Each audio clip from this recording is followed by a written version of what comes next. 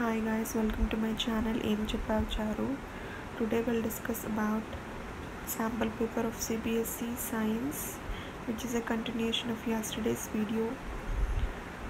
We'll discuss about from here question number 5. So write down the important properties of ionic compounds. Ionic compounds are generally hard and solids. Their boiling and melting point are high, and they are soluble in water and are insoluble in all the other liquids like kerosene and alcohol. And in molten state aqueous solutions, these are good conductors. That means other than solid state, if it is in aqueous or in a liquid state, their conductivity is good. So ionic compound properties are very important. You have to just go through the properties and learn it. Hard and solid, melting and boiling points are high, soluble in water, insoluble in alcohol and kerosene, good conductor of electricity in molten and aqueous solution. It's very simple. Now coming to question number 6, chemical name of plaster of Paris. So plaster of Paris chemical name is CaSO4 dot half H2O. So calcium sulfate with water. Plaster of Paris is generally a powder kind of a thing. So this powder in presence of water gets into a harder solid substance called gypsum. So the chemical equation of its preparation is CaSO4 dot half H2O plus half H2O gives to gypsum, CaSO4 dot 2H2O. This is also a very important chemical reaction which you have to just go through. First, it's simply write plaster of Paris plus water under heat and gypsum, and then balance the chemical equation. So no need of just by hearting the whole equation, you have to just balance after writing. So in the presence of moisture, the plaster of Paris powder changes to a harder solid mass called gypsum. Now you have to go through the functioning of nephron and its structure. In biology, the most important and easiest part is you have to just go through the diagram, identify the sign headings, and then seeing the diagram you have to just describe the functionality.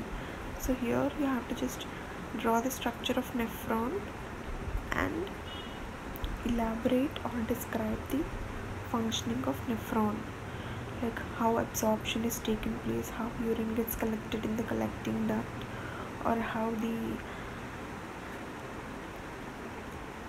other functionalities are being done. So seeing the structure of nephron, you can see a collecting duct at one end and a cup-like structure at the other end. So just practice the diagram. It's also very important.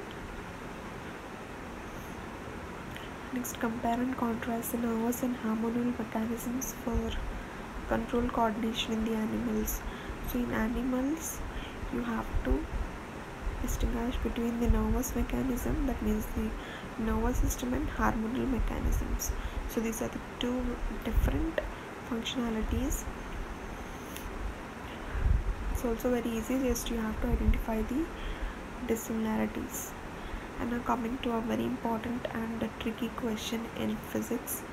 It is given two lamps of 40 watts and 100 watts at 220 volt supply which are connected in parallel.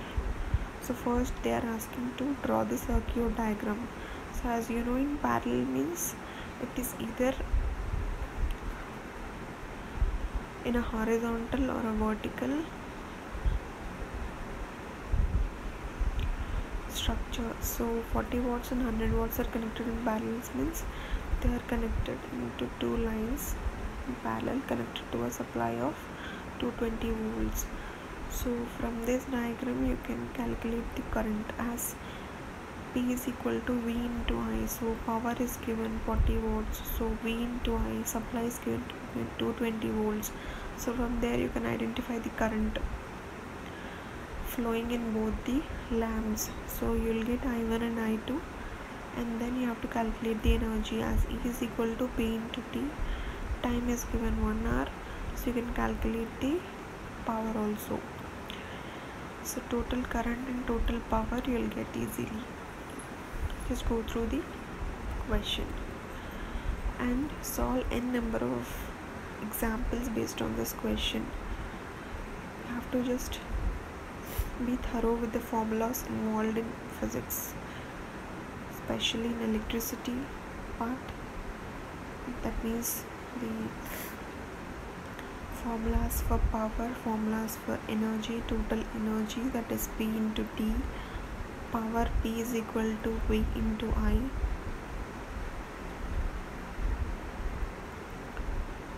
So solve 2-3 examples based on this question. Nothing more, just put some other values instead of this, or connect the circuit in a different form, and then calculate the total power and total energy consumed. This is also a very important part in physics, especially the mirrors, convex concave mirrors, and this power and energy chapters are very important. Same kind of a question, and the other one is two resistors with this resistance 10 ohms and 15 ohms are connected in series to an EMF. Electromagnetic force is nothing but the total supply, 12 volts. So obtain the minimum current, maximum current. So from here you will get, as it is connected in series, you have to just add the resistance value. So from here you can calculate the current value as P is equal to V into I. So V is 12, and you can calculate P value from Ohm's law. So from Ohm's law, V is equal to I into R. As the resistance is given,